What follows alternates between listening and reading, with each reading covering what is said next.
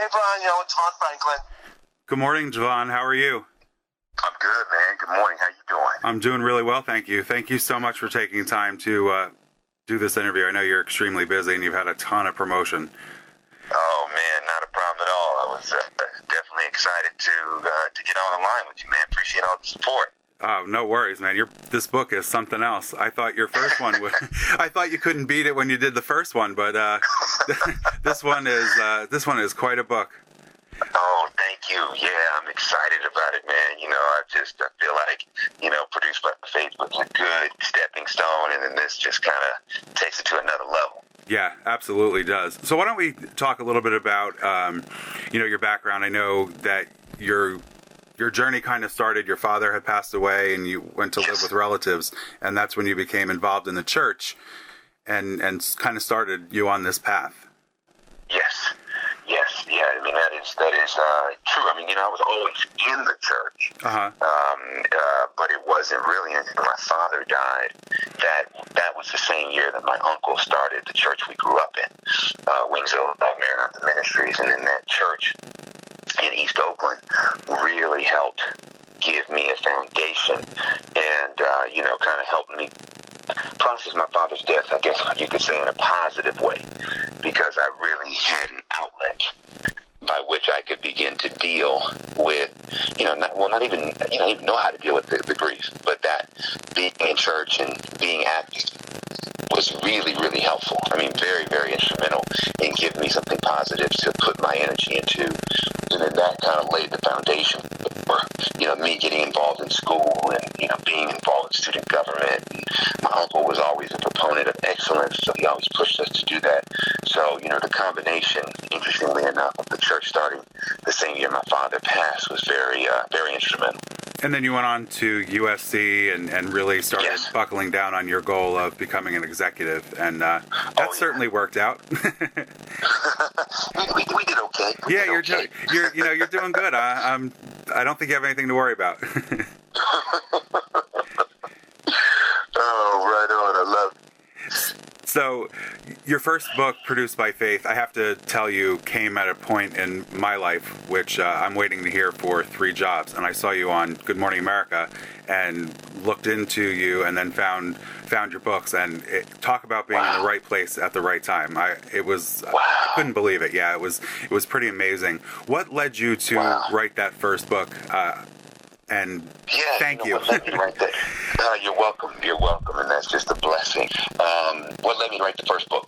So, I was in Beijing, working on The Karate Kid, and, I had been in Hollywood at that point for years, and, one of, my greatest friendship mentorships was with Will Smith.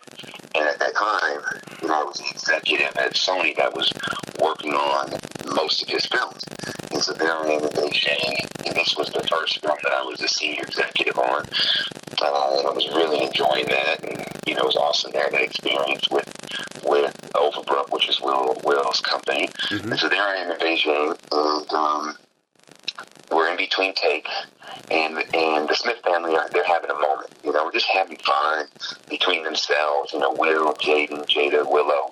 And in that moment, I'm sitting there, and it's as if I'm having a conversation with God, and the gist of that conversation was, this movie came out of their distinctiveness and their difference, and don't mistake your own difference for theirs. Right. And you have to really figure out how you can own your difference and what you will contribute to the world. And, that conversation really startled me because, so often it's like, you're in association with people like Will, who are incredibly amazing, and you just like being in the vicinity of them. And sometimes you don't think about, well, what is my contribution to the world? So that motivated me to figure out, well, who am I? What do I have to say? And on that same trip, is when the idea for Produced by Faith came about, where it was like, oh, faith isn't the obstacle to success, it's the path to it. Right. And then what the ironic thing is, a book agent had approached me a year before, and she had said, hey, you should think about writing a book. And I was like, I don't know about that. And then so a year later, here I am in Beijing having this revelation. I got the idea for the book. I called her. She was still interested, and we went and set that book up. And that book, really was the path to me owning my difference. It gave me a platform. It gave me a message, and I've been building on it ever since. And how soon after did you realize that book was changing lives? And to this day, you're still changing lives with that first book. It was a while. Yeah, really? Yeah. Well, let me put it this way. People who started reading it initially, started telling me that it was blessing them, but it was a very small group of people. I didn't know anything about, a book. I didn't know how to publicize a book. I didn't know how to market a book. Right. So, I was like, oh, this book's going to come out and everybody's going to go buy it. All right, well, that certainly didn't happen at the time. And so I was a little disappointed. But then as I started getting, emails of people that were reading it, they were being blessed by it. And then I just kept working it and just working it. And that's what got me on Oprah Super Soul Sunday show. And she loved the book. And then that's really what got the book out there in a much more significant way. And that's when I really began to see even an even greater response. And you worked it into another book, The Wait, with your wife, and now your third book, The Hollywood Commanders. There we go. Which, yes. Man, another book. You thought you were doing great with the first book, and then this book comes and just blows everything out of the water. I mean, how does that feel to just still be touching people's lives? And then we'll touch on the individual chapters of the book. Man, it feels great. It just does. It's just a blessing. I mean, when you're writing a book, you're putting, I'm putting my heart, my soul into it, and praying that it's going to touch people. And I have questions like, oh, is this going to work? Is that going to work?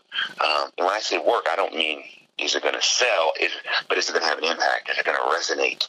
And and then also with this particular book, which is so unique and different, because very few books talk about the value of the secular and the spiritual. Mm-hmm. Most books are either the value of either, but there are very few books that will say, no, actually you need both. And so that was, I wasn't worried about that, but I was also curious, though, to see if it was going to work. So to see people respond to it and the message is resonating already, and the book just came out, that is very gratifying. And now you laid out the chapters, the Hollywood Commandments, as 10 of them. The first one, your prayers alone aren't enough, which I found not only fascinating, but so true. People think that they can lay in bed at night, just pray, and then they'll wake up in the next morning, and then, oh, wow, wait, my prayers weren't answered. I guess God isn't listening. And you really lay out that is not just enough. You have to live in God's image and, without being beaten over your head, super religious. You know what I mean? I think that's what really resonates with people. So why don't you talk a little bit about that chapter? Yeah, you're hitting it. I just feel like basically God's not going to do for us what we have the ability to do for ourselves. Mm-hmm. It just doesn't. He doesn't work that way. I mean, think of a parent. If you're a parent and you give your child everything, you actually don't set them up for success. You set them up for failure because they don't have the competency and the tools to actually make it in life because they're so dependent on the benevolence of the parent or the help of the parent. And God operates, I believe, in a similar way. Is that He wants us to be successful. He wants us to, be able to have the skill set to be successful in this life, so He doesn't do everything for us. And too often we rely on prayer in the absence of work. And so I'm not saying prayers don't work, they do, but you got to put your prayers along with preparation. You got to put your faith along with work in order to get the maximum result. There's a few chapters that I really love. You Are the Talent is the second chapter, and then You Have to Carry a Crown Before You Wear One is the third chapter, and it really basically lays out that, you have to do the work. You can't just all of a sudden wake up and be the one in charge, and I love that message because a lot of people just think that that's what should happen. Yeah. Oh, yeah. And not only do they think that's what should happen, there's a frustration when it doesn't happen. Mm-hmm. You know, especially in this generation. You know, we're living in a generation that's switching jobs more so now than ever before in history. Why? Because everybody's chasing it, whatever their it is. And I believe it's important to realize that you got to commit. You got to serve. You got to be humble. You have to help somebody else achieve their goals. And by doing so, you're ultimately going to achieve your goal. I believe that the three things that someone can give us, which service will provide, which are opportunity, information, and experience. If I serve somebody with more seniority than me, then they will give me opportunity, information, and experience. If I have opportunity, information, and experience, then I don't have to worry about money. Money will come, because we live in a world that rewards that which is rare. So the more you have the opportunity, the information, experience, and the more you begin to serve someone, you position yourself to be rewarded, because you're going to be doing things that other people do not do. Because great service still is very, very hard to find. So when you commit yourself to that, and in return, you get what's required, you get what's needed to become successful. And I have to tell you, my favorite chapter in the book is "Your Difference is Your Destiny." I think that is such a beautiful, beautiful chapter, and you're really stressing that people shouldn't conform; they should be themselves, and that will really shine through, and you'll get further that way. Absolutely. This is probably my favorite, one of my favorite, it might be my favorite chapter today, because it does, I've struggled with that. I've struggled with owning my difference, and that's why I wanted to, write this chapter. For some people, in the church world, I'm too secular, and for some folks in the secular world, too churchy. So, trying to figure out where I fit has really been a process of stopping trying to be one or the other and just own everything that I am. And as I've done that, I've seen opportunities open up. I've seen, doors open, because I do believe that our difference is our destiny. And too often we want to be someone else, or we're praying to God, why can't you just make me different? Why can't you make me like everyone else? Because difference is painful. Because difference, requires some light nights, and you're going to be alone. And that is the price of difference. However, the reward of difference is destiny, and walking in the steps that you were created to walk in this earth. Well, thank God you realize that your steps were changing people's lives. Do you feel a responsibility, or do you feel that weight on your shoulders that to know that you've changed people's lives with all of your books, and then this one obviously is no exception? No, I don't feel a weight. I don't feel a weight. I feel a responsibility to honor what God is calling me to do. But I personally don't have the ability to change someone's life. All I can do is share what I believe is working. And those that are designed already or predisposed to receive that, based upon what's going on in their life, that's where the change is created. So it's really just about me being obedient and honoring what God called me to do, and honoring the message, and honoring what I'm living, and being passionate about my calling. Mm-hmm. And along the way, those that are supposed to get blessed and respond to it are, and I'm grateful for that. I love that you say that. I pre-ordered your book, so I was lucky enough to get a personalized greeting. And cool. Yeah, I was able to do that, and I have that downloaded on my computer at work and my computer at home, and I listen to that when I get down. And you hit the nail on the head with that personal greeting. I don't know how you did it, but I'm telling you, it's you. That's God, it wasn't me. I know, and you know what? You said that in the personal greeting, that you're just a vessel for God, and He connected us for a reason. And it's just, that's right. I sent that message to so many of my friends who knew that I was struggling, and they were blown away as well. So wow, yeah, it's been quite a revelation. Going to the Church of DeVon, as some may say. Hilarious. I haven't heard that before. That's cool. All right, I'm going to trademark that then. If you get any royalties off that, I'll give you my address. I'll send them your way. There you go. You've sent enough my way. Trust me. Just trust me on that one. Now, I know you have another project coming out called The Star, and you have quite a few famous voices, and it's the story of told through the perspective of the animals and taking the wise men. Yeah, I mean, well, it's story of nativity. So from the animal's point of view, the lead character is actually Bo the donkey, and he's the donkey that carries Mary and Joseph into Bethlehem. And he basically, is a donkey who dreams of doing great things. He's played by Stephen Yeun, and what he does is he gets all of his friends in the animal kingdom to help him, make sure that Mary is able to deliver the baby Jesus safely underneath the star. Mm-hmm. And along the way, they come across, the camels, which carry the wise men in, and those camels are played by Oprah, Tyler, and Tracy Morgan. And, we have Gina Rodriguez playing Mary, and Zachary Levi playing Joseph, and Keegan Michael Key playing the David Dove, and what a David Bryant plays great cast. I mean, dude, it is all-star. We got Mariah Carey. She did the lead, single for the movie. She also had like a cameo voice in the film. Fifth Harmony did a song for us. So we just got everybody. I mean, the whole, and what was great about the story is the story really helped us get the cast.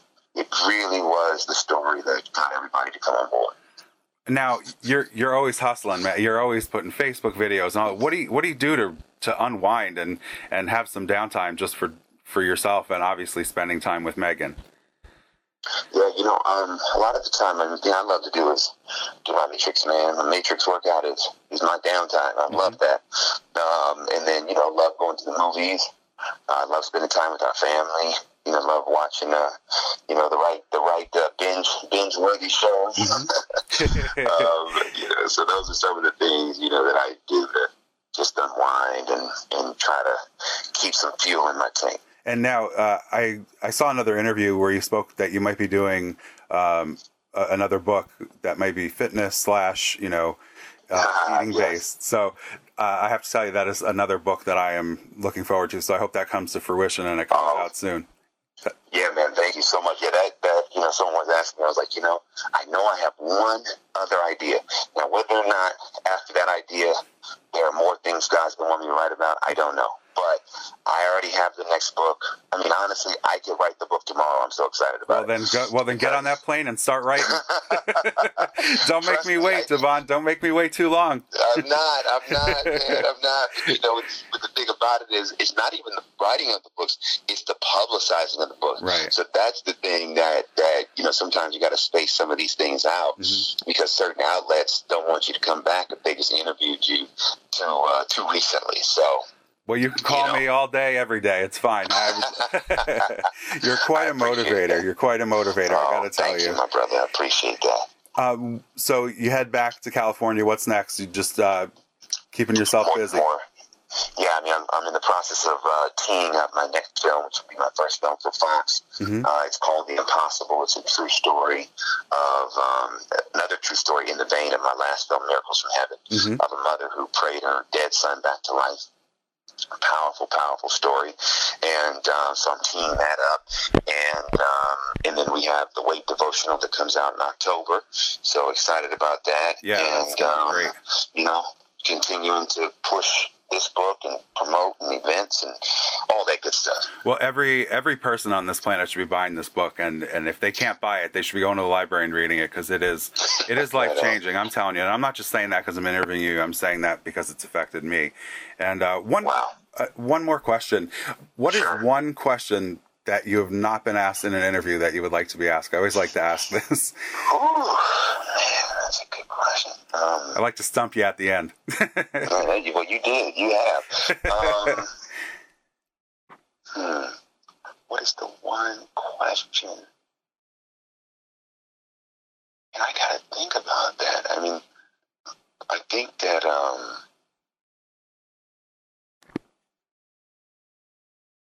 yeah, I don't know. That's a good question. I don't know. I mean, because surprisingly enough, on this book, it's been interesting, because on the interviews that I've done, people have been much more engaged in the questioning of the book in a good way than I was anticipating. Because a lot of times, you do press and you do interviews, and not everybody you're interviewing with, digest the book, and you kind of got to do the heavy lifting. But right. it's been surprising to me in a great way that so many people who I'm interviewing with and talking with are so interested in the book that they really asked me quite a few questions. So it's hard for me to think of one that has not yet been asked that I would have liked to answer. That's a perfect answer, actually. I very much appreciate you taking the time to interview with me. It's been an absolute pleasure. Of course, man. Likewise, man. And let's just stay connected and just continue to own your difference, man, and walk in your destiny. Thank you.